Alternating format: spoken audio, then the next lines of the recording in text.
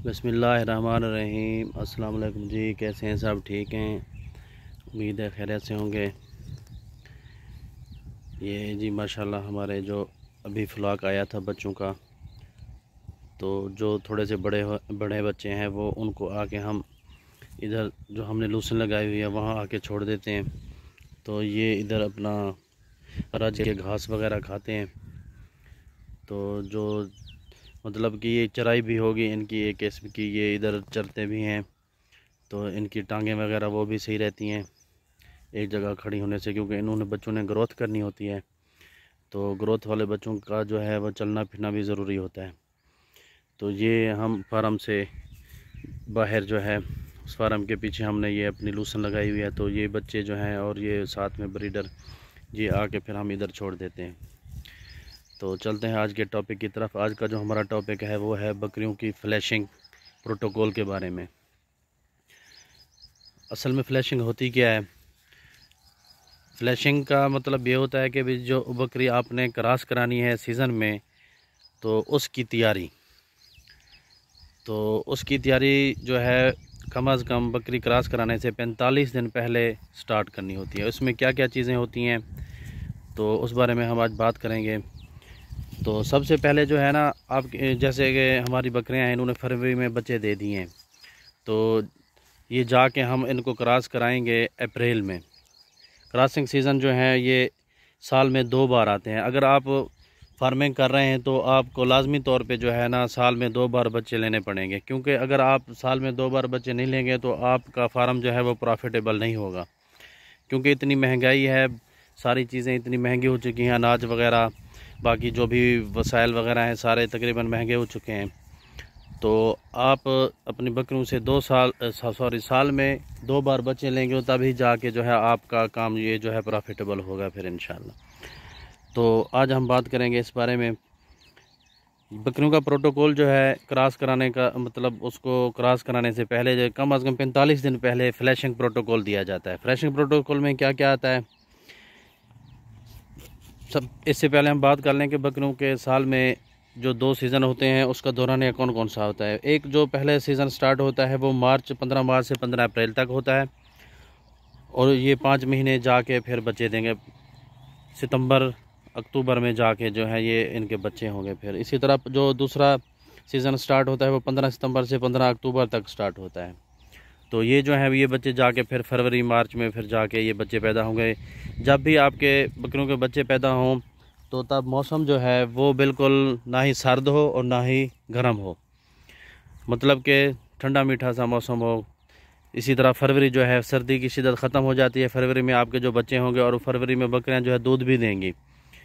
सर्दी में जो भी बकरी बच्चे देगी, एक तो बकरी का दूध नहीं होगा सर्दी में, बिल्कुल भी नहीं होगा।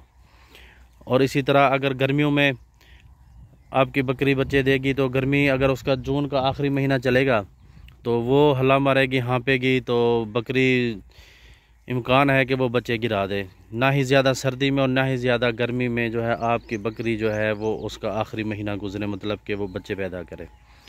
तो जब भी आप ऐसे हिसाब से, ये जो ब्रीडिंग सीज़न है इसी हिसाब से है कि भी जब भी आप के बकरियों के बच्चे पैदा होंगे तो ये उनका जो है मोतदल मौसम होगा, तो वो बच्चे जो है वो फिर माशाल्लाह ग्रोथ भी करेंगे और बच भी जाएंगे सर्दी और गर्मी की वजह से भी। तो हमारे बकरियों ने जी माशाल्लाह फरवरी में बच्चे दे दिए हैं, तो 60 दिन का वक्फा तकरीबन बन जाएगा। अप्रैल में जाके जो है हम इनको क्रॉस कराएंगे। बकरी जब बच्चे दे दे तो उसके कम अज़ कम जो है 45 दिन बाद जो है आप उसको फिर क्रॉसिंग पे छोड़ें, क्योंकि उसकी 2 हीट जो है वो कम अज़ कम 2 हीट आपने उसकी ज़ाय करना है। 20-21 दिन के बाद बकरी हीट पे आई होती है, तो 2 हीट आपने उसकी जो है मिस करनी है और उसको फिर क्रॉस कराना है। तो हमने अपनी बकरियों की जो है यकम आज से जो है मैंने डिवर्मिंग कर दी थी, उनकी अंदरूनी भी और बैरूनी भी। उनको हमने एवरमेक्टिन लगा दिया था, और उनकी जो है डिवर्मिंग के लिए हमने उनको जो है पेट के कीड़ों वाली दवाई वो भी पिला दी थी। और इसके बाद जो है पहले नंबर पे आ गई जी डिवर्मिंग अंदरूनी और बैरूनी। दूसरे नंबर पे जो है इनको हमने 2 इंजेक्शन लगाने हैं इन 45 दिनों में। एक विटामिन बी ADE-B कम्प्लेक्स है और दूसरा सेलिवेट। इनका इस्तेमाल जो हम करेंगे, एक तो हमारी बकरियों ने जो है पहले बच्चे दिए हुए हैं तो एक तो ये उनकी पिछली जो कमी है उनकी अपना खुराक की, विटामिन की, मिनरल्स की, वो पूरी करेगी ये इंजेक्शन। और दूसरी जो है अगली बार बच्चा पैदा करने के लिए भी बकरी को जो है वो तैयार करेंगे। विटामिन बी कम्प्लेक्स ये अपना मेंशन होता है उसके ऊपर के भी एक बकरी को कितनी मिकदार में अपने वज़न के हिसाब से लगाना। इसी तरह सेलिवेट ये भी जो है बकरी को जो है उसी के वज़न के हिसाब से लगाना होता है। ये दोनों इंजेक्शन का आप इस्तेमाल करेंगे तो इंशाल्लाह इससे एक और ये फ़ायदा भी होगा कि आपके बकरियों के जो बच्चे हैं वो तादाद में भी इंशाल्लाह फिर ज़्यादा होने का इनका इम्कान है, क्योंकि बकरियों के जो भी मिनरल्स और विटामिन की डेफिशिएंसी कमी है वो ख़त्म हो जाएगी, तो वो फिर बच्चे ज़्यादा पैदा करने की भी उनमें सलाहियत पैदा हो जाएगी। इसी तरह जो है तीसरे नंबर पे है जी खुराक। पहले नंबर पे आ गई अंदरूनी और बैरूनी डिवर्मिंग, दूसरे नंबर पे आ गए ये दो इंजेक्शन सेलिवेट और vitamin A D E B complex, और तीसरे नंबर पे आ गई बकरी की खुराक। ये आपने 45 दिनों में ये 3 चीज़ें करनी है। खुराक भी इनको जो है पहले से आपने बढ़ा देनी है, मतलब जैसे उनको आप वंडा दे रहे हैं, गंदम दाना दे रहे हैं, तो अनाज में जो है आपने उसका इजाफा कर देना है ताकि वो अपनी पिछली बच्चा पैदा करने वाली कमी जो है वो भी पूरी कर ले और आगे जो है बच्चा पैदा करने के लिए फिर जो है वो भी तैयार हो जाए। तो इसके लिए खुराक में भी आपने इजाफा करना है। हमारी जो बकरियां हैं ये 1 अप्रैल से जो है तकरीबन हमारे यहाँ गंदम की कटाई वगैरह शुरू हो जाती है, तो हम तो फिर ये गंदम में चराई कराते हैं जी। ये देखें ये गंदम की फसलें हैं हमारी अल्हम्दुलिल्लाह, ये देखें ये तैयार हुई खड़ी हैं।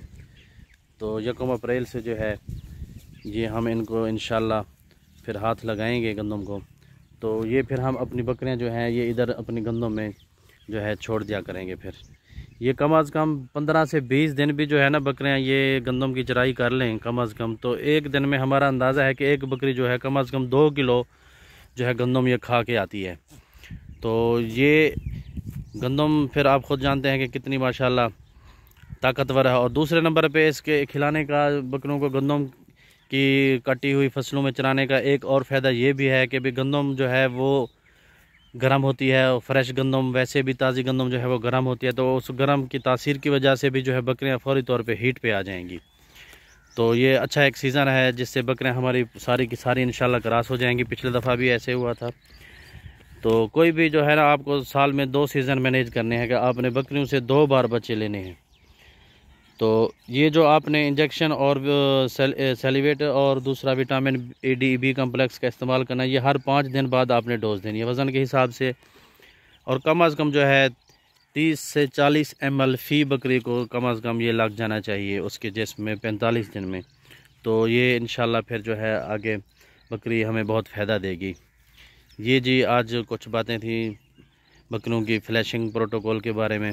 3 चीज़ें हैं जो मैंने आपको बताई। पहले नंबर पे है जी उसकी डिवर्मिंग, अंदरूनी और बैरूनी डिवर्मिंग, क्योंकि बकरियां जब प्रेग्नेंट हो जाएंगी तो फिर हम डिवर्मिंग से एहतियात करते हैं ताकि बकरी जो है अपना बच्चा वगैरह ना गिरा दे, वो स्ट्रेस में ना आ जाए बकरी। तो इस वजह से फिर ये तो नहीं हो सकेगा, इस वजह से पहले कर लेते हैं। उसके पेट के कीड़ों की भी सफाई हो जाती है, वो खुराक भी ठीक खाएगी और उसके बैरूनी जल्द जो है वो भी साफ़ रहेगी, और वो बाहर से भी जो है पेस्टिसाइड हो गए अपने दूसरे कीचड़ वगैरह ये भी उस पर हमला आवर नहीं होंगे। तो ये बकरी हमारी जो है बिल्कुल साफ़ सुथरी रहेगी।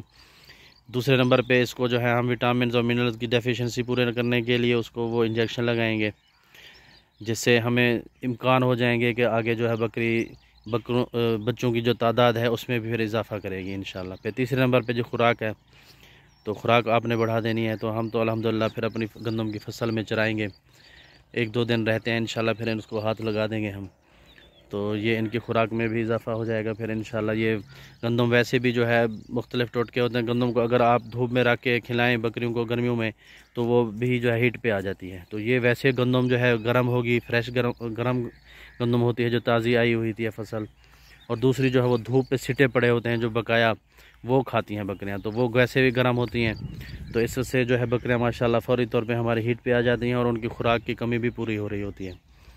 तो इंशाल्लाह जो है फिर वो बकरियां हम क्रॉस करेंगे। तो ये थी जी आज की चंद बातें जो मैंने आज आपसे शेयर की। तो दुआओं में याद रखिएगा जी। अल्लाह हाफ़िज़।